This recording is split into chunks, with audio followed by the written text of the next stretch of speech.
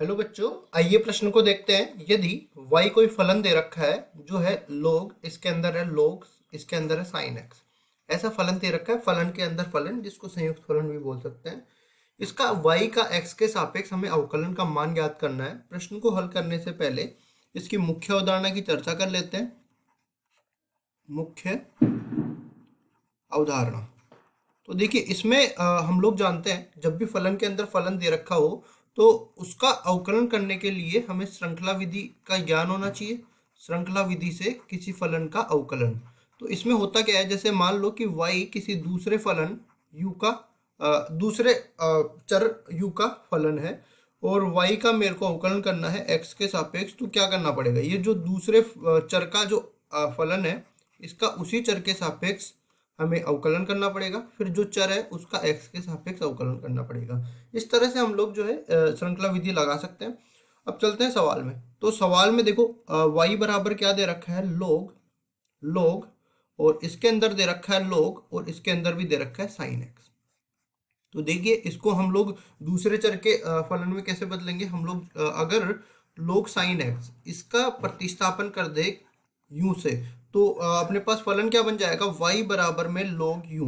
अब देखो हमें करना है y का x के सापेक्ष अवकलन। तो क्या करना पड़ेगा, पहले तो ये जो अलग चर का जो फलन है इसका उसी चर के सापेक्ष अवकलन करना पड़ेगा और फिर जो चर है u उसका x के सापेक्ष अवकलन करना पड़ेगा। तो देखो यहाँ पे हम लोग लिख सकते हैं कि जब हम log x का x के सापेक्ष अवकलन करते हैं तो ये बराबर हो जाता है 1/x के। और एक सूत्र और हो जाता है यहाँ पे कि जब हम लोग sin x का कर देते हैं x के सापेक्ष अवकलन तो वो बराबर हो जाता है cos x के।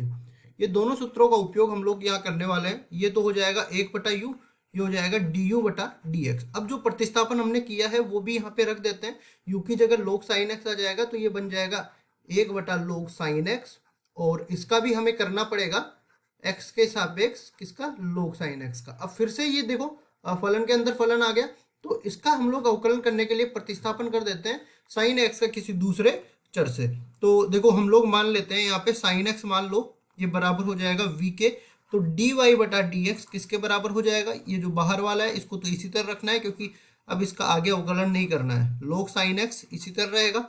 उसके बाद देखो ये बन जाएगा अपने पास d/dv, v के सापेक्ष करना पड़ेगा और sin x को हमने v से प्रतिस्थापित कर दिया। अब जो v है उसको भी करना पड़ेगा x के सापेक्ष अवकलित। तो देखिए फिर से ये लग जाएगा 1/v हो जाएगा। तो ये बनेगा dy/dx बराबर में ये है 1/log sin x। फिर से ये 1/v हो जाएगा, तो 1/v का मान sin x के बराबर हो जाएगा और जो v है यहाँ पे dv/dx है, v की जगह आ जाएगा sin x। अब देखो sin x का हमने सूत्र पहले ही देख लिया है, इसका अवकलन होता है cos x के बराबर। तो ये बन जाएगा dy/dx। ये देखो cos x तो ऊपर आ जाएगा और cos x और नीचे ये है sin x, तो cos x/sin x तो ये हो ही जाएगा और इसके गुणा में हो जाएगा 1/log sin x, ये बन जाएगा।